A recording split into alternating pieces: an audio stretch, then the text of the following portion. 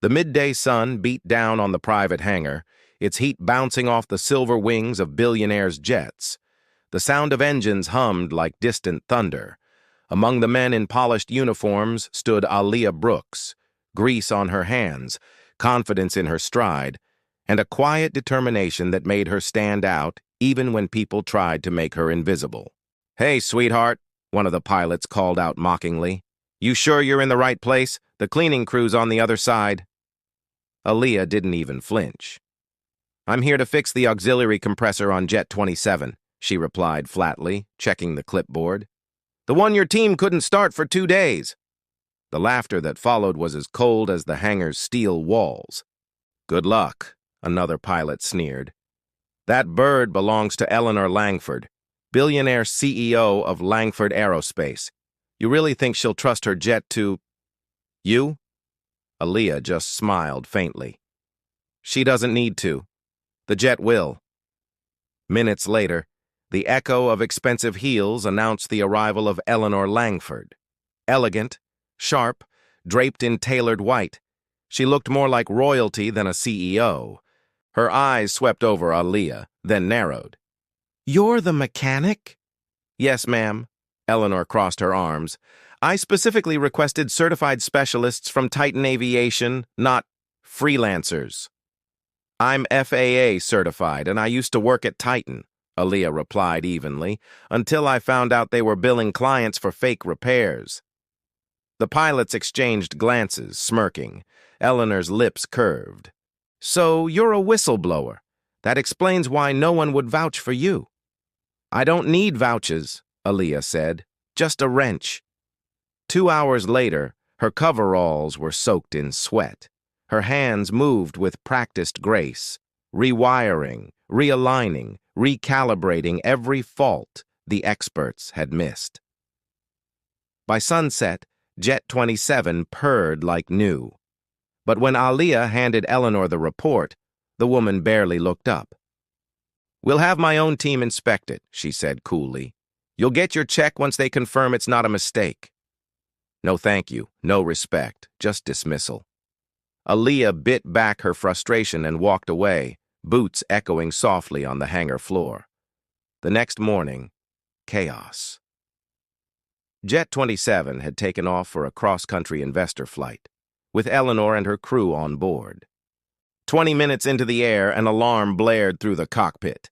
"Smoke in the left engine," the co-pilot shouted. "Pressure dropping fast." Eleanor froze. "What's happening?" "We don't know.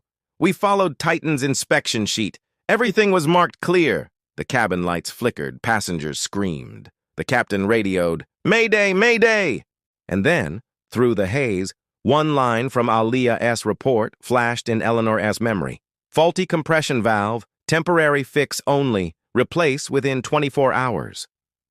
The same note Titan Aviation had dismissed as overcautious. Her stomach dropped. Back on the ground, Aaliyah was cleaning her workstation when her phone buzzed violently. Unknown number. "Miss Brooks?" "Yes?" "This is Eleanor Langford.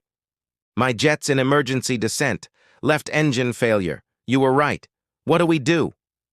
For a split second, Aaliyah froze. Then the instinct kicked in. "Switch to auxiliary intake," she ordered. "Cut fuel flow by 40%. Keep altitude under 12,000. The turbine is overheating because your backup valve was never replaced." "You can save us?" Eleanor's voice trembled. "I can guide you down safely," Aaliyah replied, "but you need to listen to me, completely." In the cockpit, the captain followed her instructions through Eleanor's phone on speaker. The smoke began to thin. The roar lessened. Slowly, the jet steadied. "Pressure stabilizing!" the co-pilot yelled. Eleanor gripped the armrest, whispering, "Keep talking, Miss Brooks." After a harrowing 10 minutes, the jet touched down on a private runway, shaky but alive. The moment the wheels hit the ground, Eleanor burst into tears. Aaliyah's calm voice came through the speaker. "Welcome back to Earth, Ms. Langford." An hour later, Eleanor stepped out of a black SUV, face pale but composed. the hangar workers whispered as she approached Aaliyah, who was still wiping grease off her hands. For once, the billionaire looked unsure. "You saved my life," Eleanor said quietly. Aaliyah shrugged. "Just doing my job." "No," Eleanor said, shaking her head.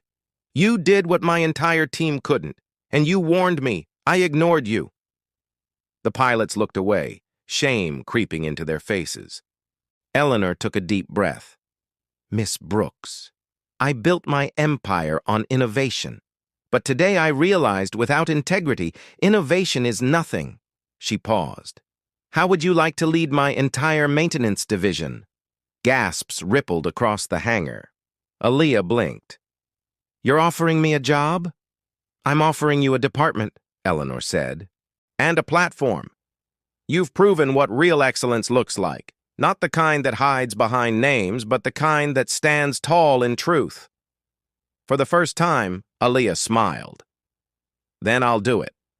But only if we start something new. An internship program for girls in aviation. Those who never get seen because they don't look the part."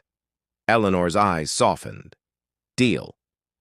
6 months later, the Langford Brooks Aviation Academy opened its doors, the first all-inclusive training center for women and minorities in aircraft engineering. The ribbon-cutting ceremony was streamed live. Reporters asked Eleanor how it all began.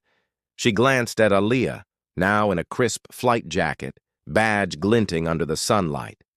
"It started," Eleanor said, "the day I misjudged someone who knew more than me. The day a mechanic saved my life. And my soul." As the cameras clicked, Aaliyah leaned toward a group of wide-eyed students watching in awe. "Remember," she told them softly, "the world may underestimate you until it needs you."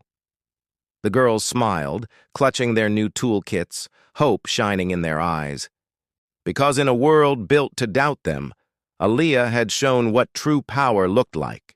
Not in titles, not in wealth, but in grace under pressure. And as the Academy banner unfurled behind her, the words read, "Excellence has no color."